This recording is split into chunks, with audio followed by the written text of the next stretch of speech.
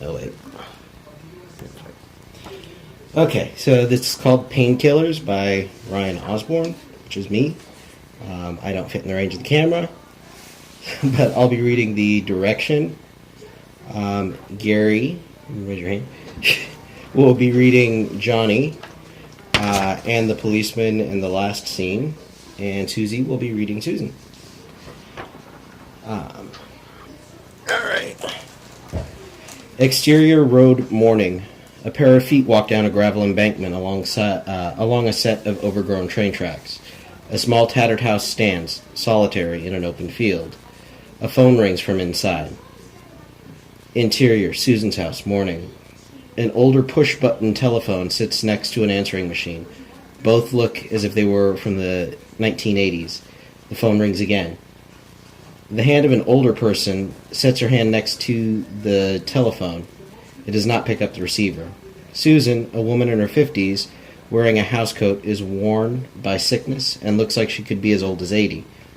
She stands with her hand on the telephone table for balance.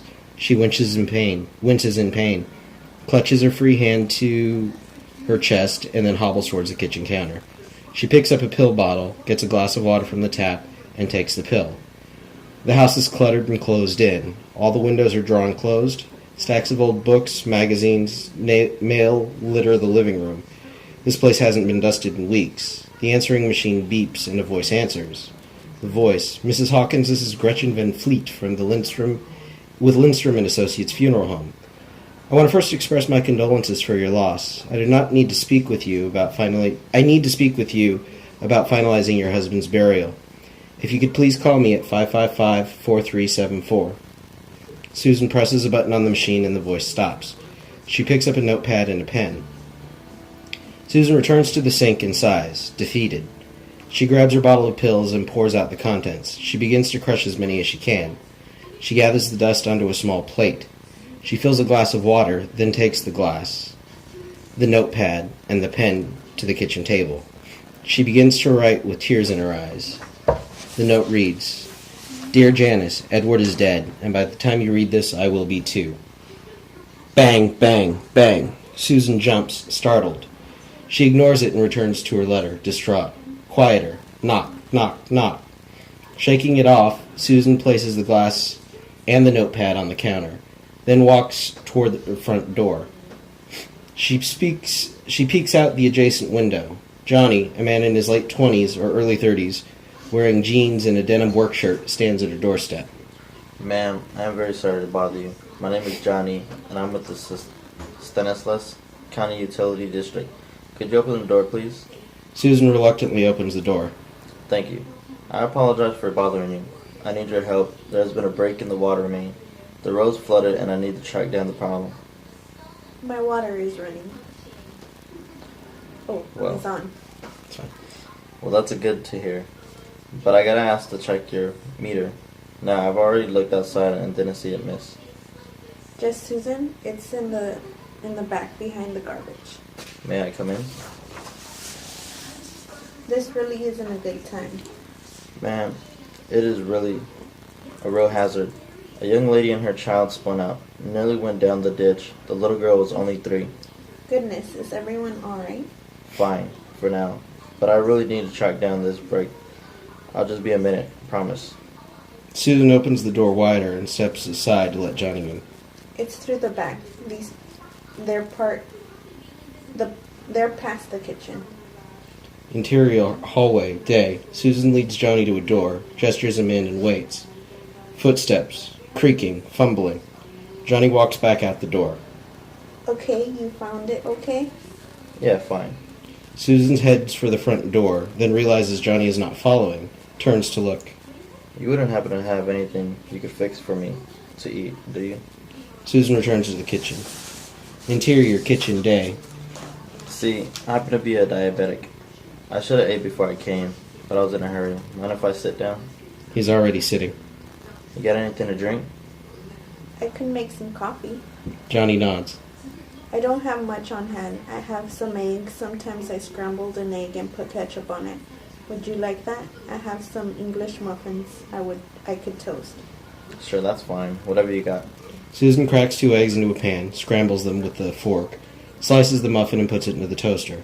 She gets a plate from the cupboard and sets it in front of Johnny. She gets a knife and fork from the drawer and hands them to Johnny. Johnny is holding the plate, admiring it. Susan turns back to the stove. Off-screen, the plate smashes. Oops, look what I've done. Must have slipped through my fingers. Susan pauses for a moment. Who is this man? It's all right.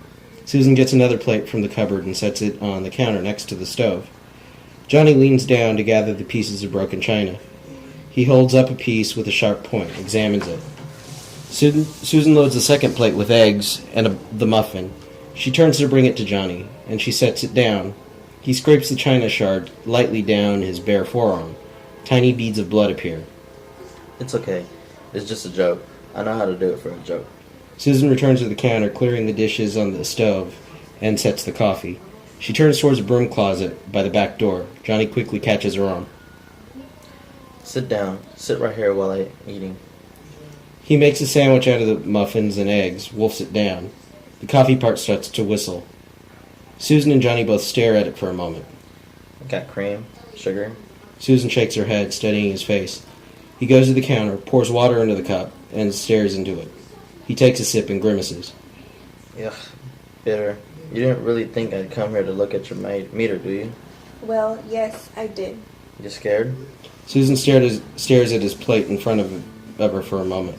I don't know. I'm more startled than scared, I guess. I don't know. One thing you don't need to be scared of. I'm not gonna rape you. Johnny grimaces. The idea is revolting to him. I hardly thought so. Johnny shifts back in his chair. How dare she? You never can be too sure. Well, thank you for telling me. Johnny shrugs it off. Is that your car out front? My husband's car. Husband, where is he? He's dead. I don't drive. I meant to sell it, but I haven't yet. For a second I thought you were going to try and trick me with that husband stuff. You got the keys? Not on me. Johnny pushes his chair back, hitting a piece of china. He stands, shakes his head abruptly, and sits again. I'm wiped. Thought it'd be better when I ate. I was just making that up about being a diabetic. Susan shifts in her chair, rolls her eyes a bit. Johnny jumps with attention. You stay where you are? Oh, you stay where you are. I'm not so wet that I couldn't grab you. I was only going to get the keys.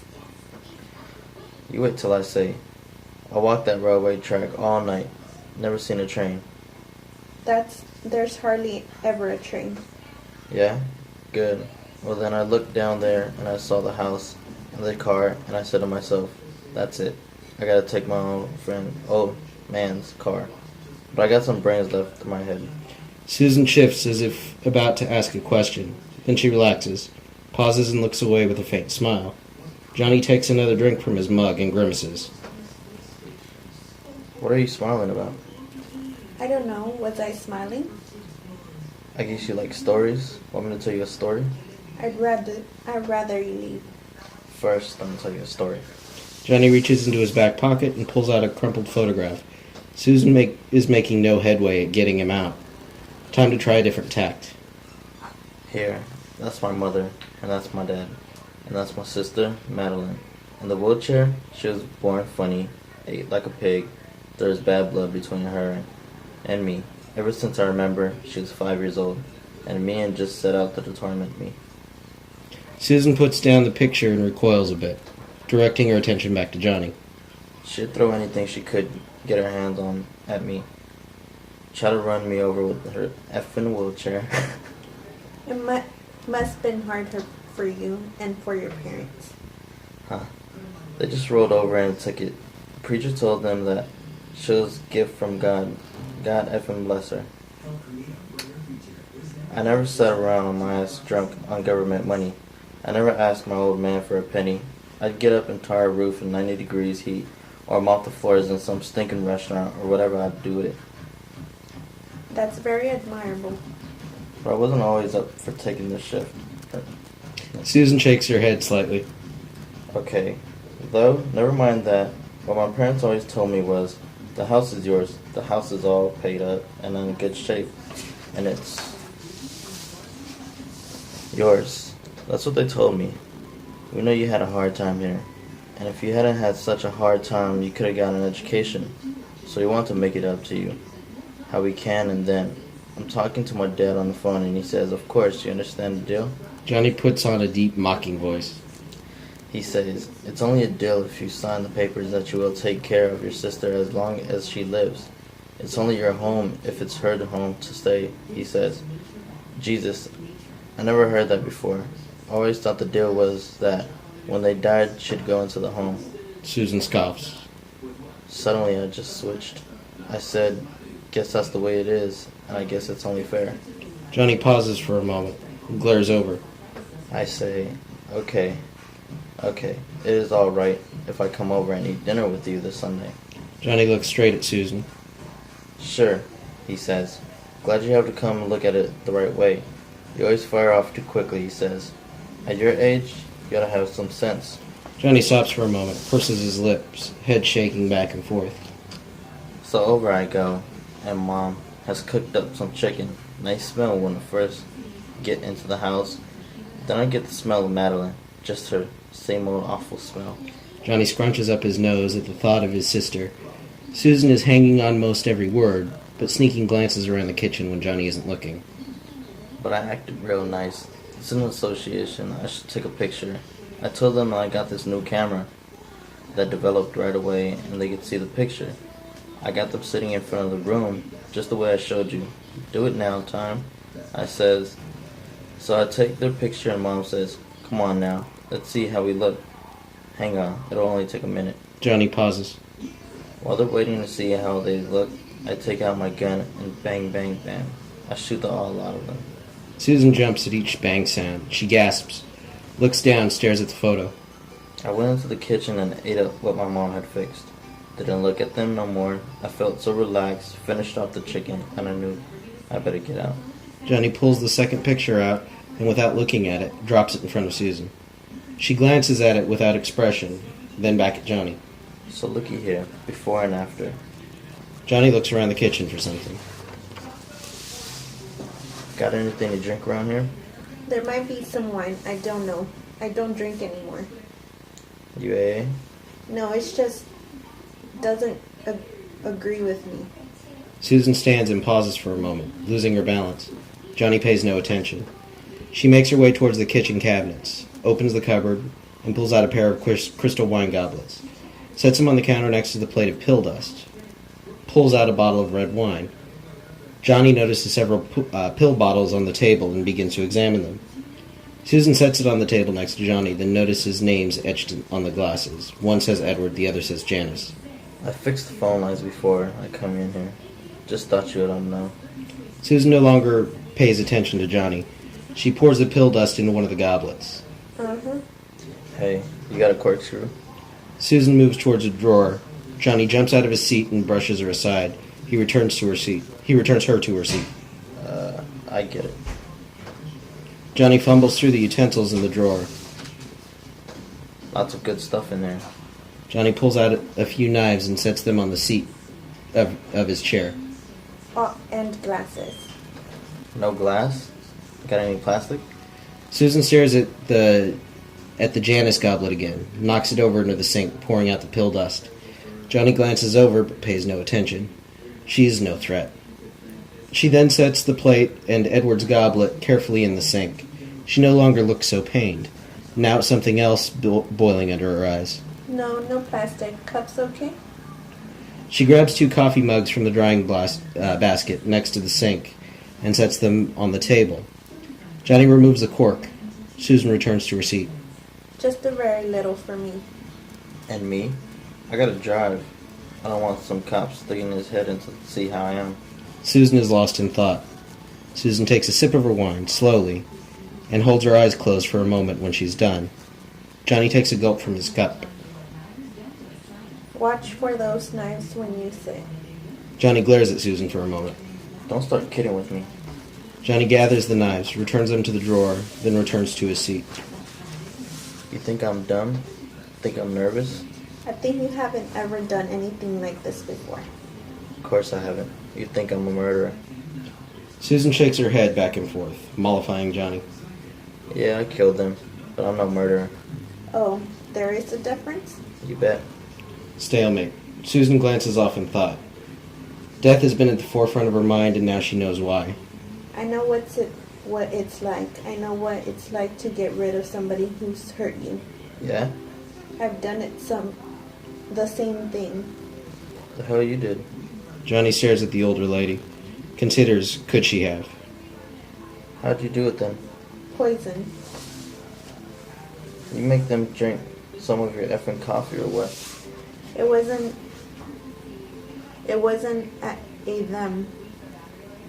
It was a her. There's nothing wrong with the coffee.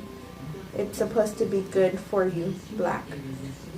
Don't want my life prolonged if it means drinking that ish they can find out poison in the body when it's dead anyway. I'm not sure that's true of vegetable poison. Besides, nobody would have thought to look. She was one of those girls who had rheumatic fever as a child. Couldn't never do anything much. Her dying was not any big surprise. What's she ever done to you? She was a girl my husband was going to leave me and marry her. He told me he was everything I had. He was my whole life, and he was going to kick me out for this useless little sad sack. Everything we'd worked for was going to go to her. You think that's fair? How'd you get poison? I didn't have to get it. It was right in the back garden, the rhubarb patch. That's a perfectly adequate poison in the veins of rhubarb leaves, not the stalks. The stalks are what we eat. But the thin little red vines in the big rhubarb leaves, they're poisonous. But I didn't know how much it would take to be affected. So what I did was more in the nature of an experiment. Johnny shakes his head in disbelief. He lets out a huff. Yeah, whatever. My husband was way away for where he might have taken her along, but she had to keep the office going. Although anything though, she might have been suspicious of me, but she had to come over to the house for dinner before. We were friendly. I assumed that she didn't know that I knew. So why get rid of her? He might still have thought of staying with me? No. And he would have kept her somehow, even if he didn't our lives had been poisoned by her. She'd poisoned my life, so I had to poison hers. Johnny takes another big gulp from his mug of wine. Dissolved to interior university hallway office. Day. Janice, a woman in her 40s wearing a skirt and jacket, looking all business, marches down the hallway carrying a pink pastry box and 2 coffee cups. I baked 2 tarts, one with the rhubarb leaves and one without. I drove off to the university and went to visit her at her office. Janice walks through an office door where Susan sits at her desk alone. They exchange hugs. Janice has a plastic smile on her face. Susan is telling Johnny this story, but is trading places with Janice as she is remembering the scene. She was alone. I told her that I had just came into town on some errands, and I'd seen this bakery that Edward had talked about and stopped in. I'd been thinking of her all alone, and me all alone with my husband and Monopolis. She was sweet and grateful. Susan pulls out a chair for Janice. Janice opens the box and lays out a tart for Susan. Susan gathers some napkins and sits with Janice. Interior kitchen. Day. Susan makes a sour face. So we had a little party. I hate rhubarb. Would it have worked with me? It did with her. I needed it to work fast before she knew that it was what was wrong, and not so fast that she would associate it with me. I had to be out of the way. If it was too strong, she'd taste it. If it wasn't strong enough, it might damage her liver, but she'd still be a problem. For a while, Anyway, this had to be just right. You think you're so smart? You got away scot-free? But so have you. What I done wasn't so underhanded as what you've done. It was necessary to you. You bet it was. Interior, Edward and Janice's house, day. Janice stands in the living room. Several years ago, this room was hers. Now it's Susan's home. Although it's decorated differently, brighter floral prints abound. She's yelling at Edward. She gathers a bag, a coat, and storms out the front door. Mine was necessary too. I kept my marriage. He came to see that she wouldn't have been good for him anyway. She'd have gotten sick on him, almost certainly. She'd have been nothing but burden, and he saw that. Interior, kitchen, day. You better not have put nothing in those eggs. You did. You'll be sorry. Of course I didn't. It's not something you go around doing regularly. I don't actually know anything about poison. Johnny stands up suddenly. Susan looks at the wine bottle. It's nearly empty. I need the keys to the car. Susan hesitates for a moment and glances around the room. Car keys. Where'd you put them? Nobody knows what I have told you. You're the only one. Nobody knows yet. The keys are in the blue teapot. Where? What blue teapot? At the end of the counter. The lid is broken, so we just used it to throw things in. Shut up. Shut up, or I'll just shut you up for good. Johnny tries to stick his hand in the teapot, but can only get a few fingers in. Crap, crap, crap. Johnny turns the teapot over and empties its contents. There are several keys, coins, and knickknacks that tumble out. With the red string. Johnny fumbles through a pile and grabbed a key with a red string. What are you gonna say about the car? You sold it to a stranger, right? Thank you. Don't thank me yet. I got a good memory. Good long memory. You make that stranger look nothing like me. You just remember, a word out of you and there will be a word out of me. Susan keeps her eyes staring down at the table, more relaxed but frozen. The door closes with a bang. She looked at the mess on the floor. Susan hears the car start to turn over once, twice, a third time, and then she hears the car squeal away. Susan stands from the table and gathers the dishes. She walks to the sink and piles them in. Susan grabs a notepad and pen and looks at the note she started to write. She returns to the table, grabbing a photo frame on the way. She sits and stares at the picture for a moment. She cracks a little smile. She rips off the first page, crumples it, and begins writing again. The pen touches the paper, and Susan's voice recites the words as she begins to write. Dear Janice, Edward is dead. I am sure that you can never forgive me, so I won't ask. But you should know. I thought to write this telling you that both Edward and I were dead, and in a way we are. I couldn't go on anymore without him. Susan returns to the sink. She draws the curtain in and feels sunlight stream onto her face. She removes the wine goblet with her husband's and his first wife's names etched onto them and tosses them into the trash. She washes the dishes still sitting in the sink. Susan moves back through the living room, opens the curtains, straightens up the magazines and books, dusts off the near surface, examines the mail. She is bringing the life back into her home. Knowing what I had taken from me, knowing what life is taken from me, I wouldn't go on anymore. I was ready to end it all, and you would have finally had your justice. But then a funny thing happened. I remembered you. I remembered what you had done. Edward is dead, and I became you, and it saved my life. You will not hear from me again, Susan. Exterior, Susan's porch, morning. Knocking. The dark silhouette of a man stands at Susan's door. Knocks again. Susan peeks out of a small window in her door. She cracks the door open. It's fastened with a chain lock. She stares blankly at the man. The man, late 30s, is tall, muscular, and wearing a police uniform. Ma'am, I'm Officer Campbell with Patterson Police Department. Mind if I ask you a few questions? Susan is expressionless. She briefly closes the door, unlatches the chain, reopens the door, and stares at the policeman, but says nothing. He glances at a small notebook. Miss Suzanne Reitman? Susan gives a small nod.